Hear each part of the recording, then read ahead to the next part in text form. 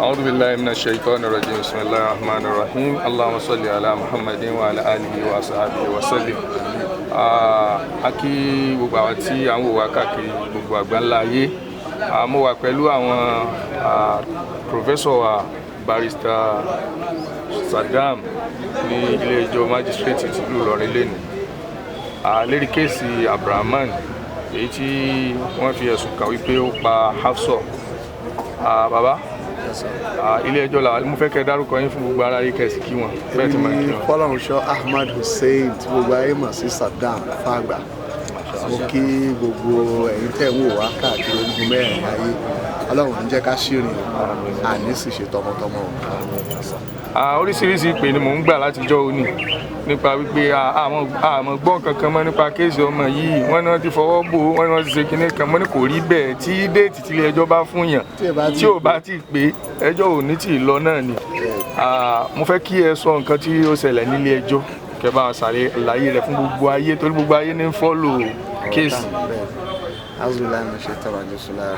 Tí Ọlọ́run bá sì fún yín ní àǹfààní àti mọ àwọn kankan tó ṣẹlẹ̀ before kí déètì kéèsì ó tún pé ẹ lè bá wa narrate. Mo dúpẹ́ fún opportunity tẹ́ fún mi láti bá gbogbo àwa olùwò wa sọ̀rọ̀ káàkiri ogun mẹ́rin ayé. Gẹ́gẹ́ bẹ́ẹ̀ ṣe mọ̀ tí afáwa tó moderate ọ̀rọ̀ yìí ṣe sọ nísìn. The last time tá a wá sí court a ṣàlàyé ní tó ṣẹlẹ̀ látọjọ́ náà sóní kò sí nǹkan kan tẹ́nìkan kan lè ṣe àfi kọjọ́ tí kóòtù bá mú kó pé ọjọ́ ọ̀hún ló pé kóòtù ọ̀hún náà la wà yìí a sì ń ṣe tán nínú kóòtù nísìnyí oríṣiríṣi ìpele mi náà gbà kódà àwọn èèyàn wá mi wọ́n ọ́fíìsì wọn wá mi wálé wọ́n ní wọn ò ti gbé wọn wá kóòtù mọ́ wọ́n ti gbé wọn lọ Àbújá wọ́n ti fọwọ́ tẹ̀ mọ́lẹ̀ mo ní kò sí ní tó jọ bẹ́ẹ̀ a wà ní kóòtù ní the last time and alhamdulillah láàárọ̀ yìí a ṣe ń jáde nínú kóòtù nísìnyí náà ni àwọn ọ̀tẹlẹ̀múyẹ́ tí wọ́n ń ṣe ìtẹ̀síwájú ìwádìí further investigation tá a sọ níjọ́ òní wọ́n gbé wọn wá sí kóòtù lónìí àṣẹjọ́ tún ká wọ́n ṣẹ̀ dá wọn padà lọ nísìnyí náà ni tó sì ṣẹlẹ̀ ní kóòtù lónìí wọ́n á fún kóòtù lábọ̀ náà ni pé wọ́n ti fẹ́ẹ̀ parí àwọn ìwádìí tó kù tí wọ́n ń ṣe tó máa ti ń parí ẹ̀ tán wọ́n gbé wọn lọ sí wọ́n tẹ̀ ti fún wa ní déètì high court tí wọ́n ti arraign wọn ní 15th of this month that's next week Tuesday kọ́lọ̀ kó jẹ́ ká mọ̀ bẹ́ẹ̀ dáadáa so mo fẹ́ kí gbogbo wa kí á fọkànbalẹ̀ wípé òdodo òdi ọ̀rọ̀ yìí yóò fojú hàn ìdájọ́ òdodo láàsì rí ń bẹ pẹ̀lú ògo Ọlọ́run àhesọ wípé wọ́n lọ́wọ́ ìnàkí ni wọ́n bá irọ́ ní gbogbo ẹ̀ o kò sí ní tó jọ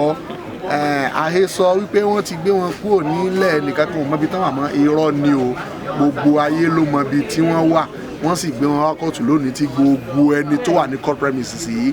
àwọn tí ò rí inú kóòtù wọ́n rí wọn gbà tán kó wọn jáde nínú mọ́tò àti gbà tán kó wọn ọbẹ̀ padà àwọn táwa nínú kóòtù a rí wọn tá a fi ṣe proceedings lénìí so ibi tí kóòtù fi ọ̀rọ̀ sí náà ni wípé tọ́mátì àárẹ̀ ni wọn ní high court ní 15th á padà sí kóòtù yìí ní 22nd láti wá terminate FIR eléyìí torí òfin Nàìjíríà ò fara mọ́ kéèyàn máa jẹ́ ẹjọ́ ọ̀daràn méjì pọ̀ lẹ́ẹ̀kan náà lórí ẹ̀sùn ẹyọ kan double jeopardy ni wọ́n ń pè ní abẹ́ òfin ìdí nìyẹn wọ́n máa fi ti gbé wọn lọ ilé ẹjọ́ tó ga gẹ́gẹ́ bọ́n ti gbé wọn lọ síbẹ̀ yìí ní high court tó máa ti arraign ní wọn tí ilé ẹjọ́ ti take plea wọn níbẹ̀ tọ̀ automatically ẹjọ́ ti bí yìí a gbọ́dọ̀ wá terminate rẹ̀ and nta adjourn sí 22nd of this month sí nìyẹn ká fi rí kíní ó ṣẹlẹ̀ ní high court tí nta fẹ̀mí sí ní high court tó bá ti ṣẹlẹ̀ on the 15th that is next week Tuesday pẹ̀lú ògo Ọlọ́run á wá sí kóòtù TB ní 22nd láti wá terminate TB high court ó máa wá bá ẹjọ́ lọ ní òkè lọ́hùn nígbà tó já sí wípé ordinarily high court náà ló ní agbára láti ṣe ẹjọ́ irú ọ̀ràn tí òfin sọ wípé wọ́n dá ó ti rí nù. Fún ẹsẹ̀ gan fún àfọ̀mọ́ lẹ́kùnrẹ́rẹ́ ní nǹkan bíi ìjẹrin sẹ́yìn ní a gba ìpè kan wọ́n ní wọ́n ti tún náwó gán àwọn kan tí wọ́n ní ọkà pé àwọn jọ lọ́wọ́ nínú ìṣẹ̀lẹ̀ yìí ẹ gbọ́ ṣé lóòótọ́ ni àbí ẹ̀yin tí ẹ gbọ́ nípa ọ̀rọ̀ náà. a ní information kankan nípa yìí o kò sì sí information kankan ní kóòtù nípa rẹ̀ àwọn tó sì kó wá sí kóòtù lónìí wọn ò lé sí 5 tí wọ́n ń jẹ́ tẹ́lẹ̀tẹ́lẹ̀ náà tí a fi sọ pé bóyá rúun tó jọ bẹ́ẹ̀ ṣẹlẹ̀ àti ìgbọ́n kankan nípa rẹ̀. ẹ ṣeun èyí tí mo tún fẹ́ béèrè ni wípé nígbà tí ìwádìí sì ń lọ lọ́wọ́ tí wọ́n ní àwọn ò tí ì parí ìwádìí wọn ṣé ó túmọ̀ sí wípé àwọn ọ̀daràn yìí wọ́n sì wà ní àbí àfúrásì ọ̀daràn ṣé wọ́n sì wà ní àkàtà àwọn ọ̀tẹlẹ̀múyẹ́ yìí náà. bẹ́ẹ̀ni àkàtà wọn náà ni wọ́n ní láti wà torí wípé ẹnikẹ́ni nígbà tí ọlọ́pàá mú wọn jọ sí ọlọ́pàá làwọn ti parí ìwádìí tàwọn náà gbé wọn wá sí kóòtù. mo dẹ̀ sọ ní the last time wípé security intelligence report ni wọ́n ló dé tí àwọn ọ̀tẹlẹ̀múyẹ́ fi lọ́ọ́ béèrè pé kí wọ́n yọ̀ǹda wọn fáwọn káwọn fi ṣe further investigation. tó sì bófin mu bẹ́ẹ̀. tó àkóso tako òfin rárá. Masha Allah. so wọ́n ṣe wá wà ní àkàtà wọn yẹn ni ó jẹ́ kí ìwádìí tó fẹ́ ṣe ó rọrùn ló jẹ́ kí wọ́n béèrè kí wọ́n máa bẹ ní àkàtà wọn lópin ìgbà tí wọ́n sì fíìlì pé àwọn sì nídìí wọn wọ́n lè nídìí àti bí wọ́n ní anything at any time ìdí tó fi tọ́ kó já sí pé àkàtà ni wọ́n wà fún ìwádìí tí wọ́n ń ṣe nìyẹn lópin ìgbà tí ìwádìí náà ò dẹ̀ tí ì parí tí ń ṣe ń lọ lọ́wọ́ àkàtà wọn náà ni wọ́n sì wà títí dìgbà tí wọ́n bá ní tọ̀ ẹ̀bẹ̀ táwọn bẹ ilé ẹjọ́ pé kẹ́ ẹ yọ̀ǹda wọn fún àwọn káwọn fi ṣèwádìí àwọn ti parí rẹ̀ o wọ́n dá wọn padà sí ibi tí wọ́n ti lọ́ọ́ kó wọn tí ilé ẹjọ́ ti yọ̀ǹda wọn fún wọn wọ́n dá wọn padà síbẹ̀. ẹ ṣeun gan ǹjẹ́ ìwádìí wọn tí wọ́n ń ṣe yìí ṣé ó lè ṣèrànlọ́wọ́ fún ilé ẹjọ́ lórí àwọn tí wọ́n ti kọ́kọ́ mú tẹ́lẹ̀ àbí ìgbà táwọn ọlọ́pàá ti parí ìwádìí lérí àwọn eléyìí àwọn àjọ ọ̀tẹlẹ̀múyẹ́ ìhun ò lè nífàní àti ṣe ìwádìí lérí àwọn tí wọ́n mú pẹ̀lú Ramani. ṣe rí ìwádìí tẹ̀síwájú tí àwọn ọ̀tẹlẹ̀múyẹ́ ń ṣe ẹ jẹ́ n ka iye ìrìn èèyàn tí ó ṣe ń fàní fún yóò ṣe ń fàní fún gbogbo aráàlú tí ń fẹ́ ìdájọ́ òdodo lórí ọ̀rọ̀ ọ̀hún. Masha Allah. torí àwọn náà fẹ́ tan searchlight wọn sí ibi tí wọ́n fìlì kó ṣókùnkùn tí etí jáde ń bẹ̀ ni ẹ sì rí i pé látara àbájáde ìwádìí irú bẹ́ẹ̀ táwọn bá ṣe yóò fún gbogbo àtàwọn wo ètò yìí tá a sì ń fọ́lọ́ ọ̀rọ̀ yìí káàkiri orígun mẹ́rin ayé ní opportunity àti mọ̀ pàápàá kí ló tún wà ńbẹ̀ tó sápamọ́ tí ò tí ì yọjú tẹ́lẹ̀tẹ́lẹ̀. one àkọ́kọ́ nìyẹn ẹlẹ́ẹ̀kejì ó súnmọ́ kó ṣe ń fà ní fáwọn tí wọ́n ti mú lọ́wọ́ yìí ẹni tán bá rí i pé kò ní nǹkan kan tó yí i lára nínú ẹ̀sùn yìí ìwádìí wọn ò fi hàn gbogbo ayé bẹ́ẹ̀ àti bẹ́ẹ̀ bẹ́ẹ̀ lọ. so gbogbo ẹni tó bá ní interest lórí ọ̀rọ̀ yìí ni ìwádìí tí wọ́n ń ṣe lọ́wọ́ yẹn ó ṣe ìfàní fún látara àbájáde tán bá bá jáde àdúrà tèmi ó ṣe ni pé àwọn tí ń ṣèwádìí ọlọ́mọ ṣàbáwá fún wọn ṣe ọlọ́run kó mọ̀ jẹ́ kí wọ́n sì ṣe gbogbo wa náà ká mọ̀ sì ṣe láàyè.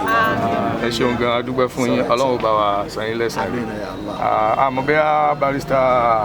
Adémọ́lá Àjàsá nígbà tí ọ̀gá ti sọ̀rọ̀. ọ̀gá ti fọ́ gbogbo ẹ̀ wọ́n ti fọ́ sí wẹ́wẹ́ so kò sí kankan tẹ́mi lè sọ̀rọ̀ gbogbo tẹ́ fẹ́ béèrè àti tí everybody fẹ́ mọ̀ òun náà ni ọ̀gá ti sọ. yín béèrè ìbéèrè kan lọ́wọ́ yín tí ń ti béèrè lọ́wọ́ ọ̀gá ó ní wípé a mọ̀ yín gẹ́gẹ́ bí lọ́ọ̀yà fún Ògo Ìlọrin kí ni stáǹdì Ògo Ìlọrin lérí ẹjọ́ tí ń lọ yìí kí ni stáǹdì ẹ̀ because àwọn kan sì ń rò pé bóyá Ògo Ìlọrin ò ní ọwọ́ nínú kéèsì yìí mà bí wọ́n ti jù ú lẹ̀ a fẹ́ kí ẹ jẹ́ kí gbogbo ayé mọ ìdúró Ògo Ìlọrin ní orí kéèsì náà. gẹ́gẹ́ bí lọ́ọ̀yà Ògo Ìlọrin sì ní interest Ògo Ìlọrin sì ní interest lórí kéèsì yìí in fact every day òun ni aṣíwájú wa tó jẹ́ president Ògo Ìlọrin tí a mọ̀ sí baba Bariga baba wa Sheikh Abdulkareem Adio Mobolaji Murtado tí ànagijẹ wọn jẹ́ baba Bariga so gbogbo gbà ni wọ́n máa ń ro wá lóko pàápàá jùlọ èmi tí mo jẹ́ lọ́ọ̀yà Ògo Ìlọrin pé lọ́ọ̀yà Àjàsá kéèsì yìí o ẹ gbọ́dọ̀ fi ṣeré o gbogbo ibi tí kéèsì yìí bá ń lọ ẹ gbọ́dọ̀ make sure pé ẹ follow ẹ up láti ensure pé ìdájọ́ òdodo ó ṣẹlẹ̀ nínú kéèsì yìí fún ẹbí Hafsat àtàwọn parent ẹ̀ so ní gbogbo ìgbà ní ìṣẹ́jú àti ní àsìkò ni a fi ń wà pẹ̀lú àwọn prosecutor tí wọ́n fẹ́ fight fún ìdájọ́ òdodo lórí kéèsì yìí so àwa náà dẹ̀ wà pẹ̀lú wọn a dẹ̀ ń try láti ṣiṣẹ́ together láti ensure pé àjọ ṣiṣẹ́ láti rí i pé a rí justice tí gbogbo wa táyé à ń béèrè fún. ẹ ṣeun gan adúpẹ́ fún yín ọlọ́run bá wa san yín lẹ́san rí ẹ. ìmọ̀ràn ráńpẹ́ láti ẹnu tèmi náà fún gbogbo ẹni tí yóò gé fídíò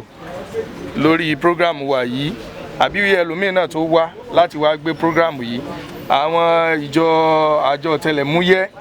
àti àwọn àjọ ọlọ́pàá wọ́n kìlọ̀ fún ẹni tí ó bá gé àbí tí ó sọ̀rọ̀ lórí àwọn program yìí kó mọ nǹkan tí ó sọ. Ntójú rẹ̀ bá tó oníkọ́ sọ̀rọ̀ lé lórí, ntójú rẹ̀ ò bá tó mọ́ sọ̀rọ̀ lé lórí o, kó mọ̀ wá di wípé wọ́n padà wá mú wọn nínú ilé yín. Kò sí ọmọ Nàìjíríà kan tí ìjọba fẹ́ mú tí wọn ò mọ ibi tó wà, àfi ẹni tí wọn ò bá ti ṣe tán tí wọn ó mú nìkan ló kù. So fún di eléyìí a máa fi àsìkò yìí dágbére fúnra wa fún tòní iná wípé tá a bá tún ní information mi tó jẹ́ tòdodo tá a fẹ́ fúnra wa ẹ tún máa bá wa pàdé. Assalamu alaikum wa rahmatullahi wa barakatuh. Iwadi Ademola Ajasa. Lawyer that's representing the family of. Yes, I'm one of the lawyers holding the watching brief for the family, the nominal complainant, which is the family of the deceased. Can you just give us a brief of what happened in the court today, for clarity's sake? Well, what happened today, the matter is slated for further mention, and when the matter was called, all the defendants, the 5 of them were present, and the prosecutor informed the court that they have already filed a charge at High Court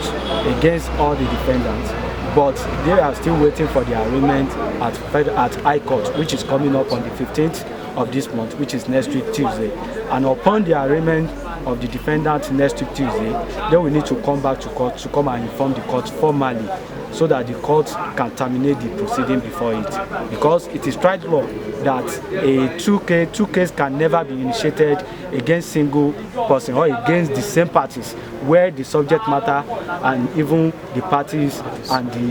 the parties are the same. So therefore, there is need for them, after the arraignment next week Tuesday, to come back here and inform the magistrate court that they have been properly arraigned at the High Court. Then they will now terminate the case at the magistrate court. That's what happened today. Your name once again, sir? I am Abdulkadir Ademola Abolaji Ajasa.